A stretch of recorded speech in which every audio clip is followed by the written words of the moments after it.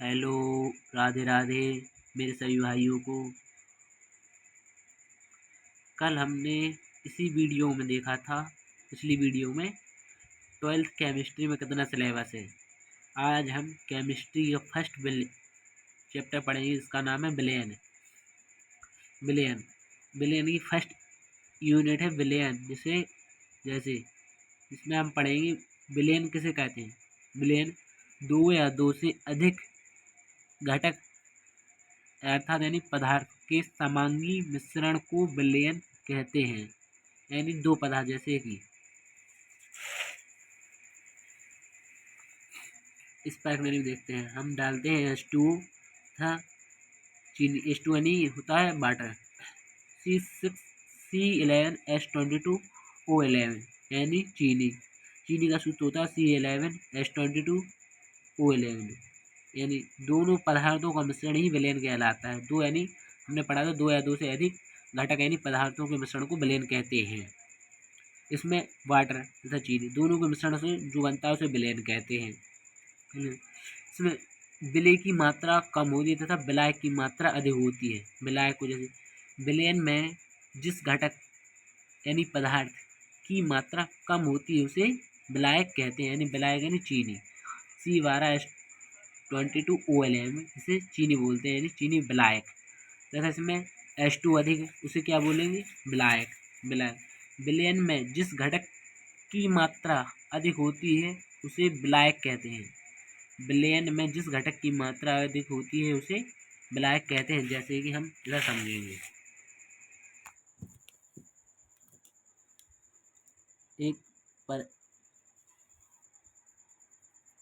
एक हम परखनली लेते हैं।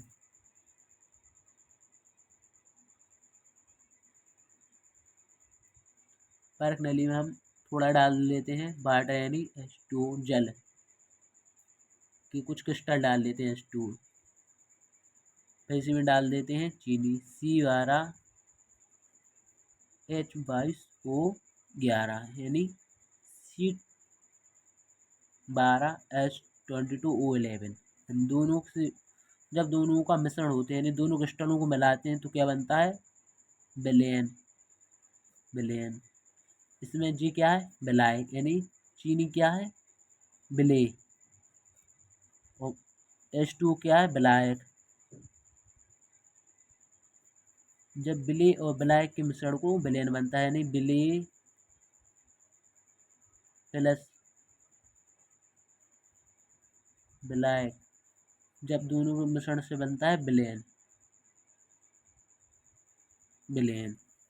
दोनों के मिश्रण से बनता है, जैसे कि इसमें हम डालते हैं H2 प्लस C12H22O11। जब दोनों के मिश्रण से बनेगा विलयन बनता है, दोनों क्रिस्टलों के मिलने से विलयन बनता है।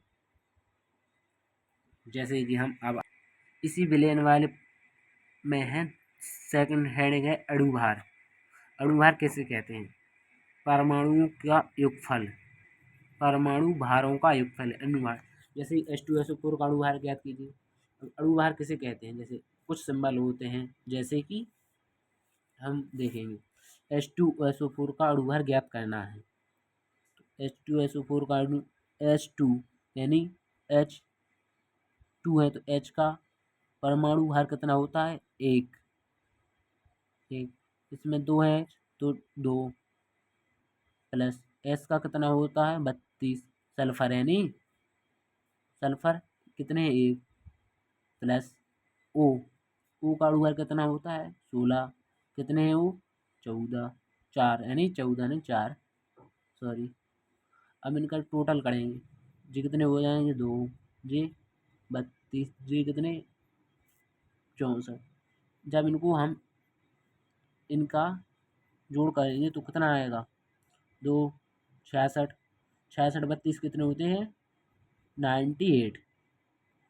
यह कितने निकला आया हमारा, परमाणु भारों का एक फल यानी अणुभार, H2SO4 का अणुभार, अणुभार।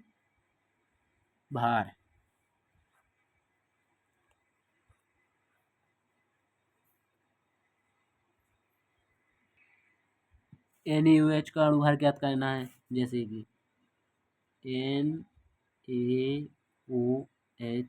का अणु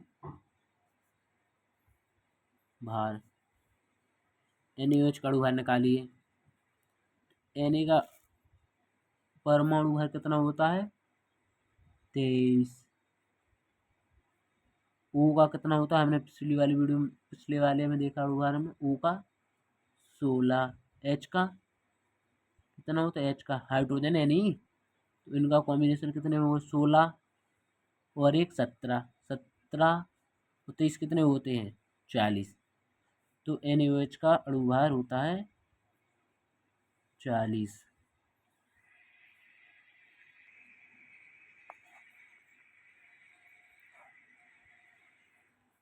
अब इनमें से मोलों की संख्या ज्ञात करना है। जैसे मिलियन वायर लेसन में ये इम्पोर्टेंट यूनिट है, यानी हेडलाइन है, यानी मोलों की संख्या करना।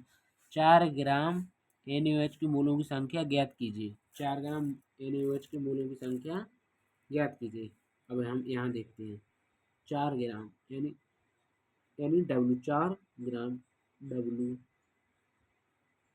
4 ग्राम क्या? NaOH, NaOH का परमाणु भार कितना होता है? अभी हमने पिछली वाली वीडियो में देखा था। Na का कितना होता है? 23। O का कितना होता है? 16। H का कितना होता है? 1। यानी टोटल करेंगे 40। तो मोलों की संख्या बराबर मोलों की संख्या बराबर भार अपॉन अणु भार, यानी मोलों की संख्या N, भार W, अणु भार M। तो N अपना मोलों की संख्या आता है N, W अपना कितना है? 4 ग्राम, तो W 4 और अणु भार यानी M कितना निकला अपना? 40। तो 40, तो यानी 4 से 4 कट जाएंगे, तो N बराबर 9। अब अपने इसी को उसके ले जाएंगे तो N बराबर कितना हो जाएगा? 0.1। यह इतना मोलों की संख्या ज्ञात कर ली। इसी प्रकार सेकंड वाला है 5.85 ग्राम NaCl के मोलों की संख्या ज्ञात कीजिए। यानी W बराबर 858 NaCl का अणु भार Na का 23, क्लोरीन का कितना होता है? 35.5। इनका टोटल करेंगे कितना होगा? 58.5। यानी मोलों की संख्या बराबर भार अपॉन अणु भार यानी मोलों की संख्या यानी N बराबर भार W, अणु भार यानी M, N बराबर W बराबर अपना कितना है? 8.5.85। M बराबर कितना निकला अपना? 58.5। अब इस दशमलव हटाएंगे कितने? इधर लिख रहे हैं, इस दशमलव हटाएंगे, इस दशमलव घटाएंगे तो इधर 2 जीरो बढ़ जाएंगे, इस दशमलव घटाएंगे तो इधर 1 जीरो बढ़ा देंगे, इससे कट गया, 1 जीरो से 1 जीरो कट गया, तो N बराबर 1/10। इसी को हम ऐसा भी लिख सकते हैं 0.1। कोई सा भी आंसर सही है। थानी में से हम कुछ संबल देखते हैं, जैसे कि इधर W बराबर होता है, स्मॉल W बराबर होता है विलेय का भार, स्मॉल W बराबर होता है विलेय का भार, स्मॉल M बराबर होता है विलेय का अणु भार, कैपिटल M बराबर होता है विलायक का अणु भार, विलायक का अणु भार तथा स्मॉल m बराबर होता है वलय का भार। v बराबर होता है आयतन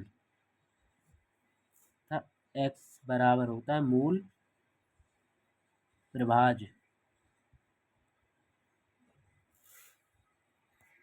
ये हमें मूलों की संख्या ज्ञात करने में काम आएंगे।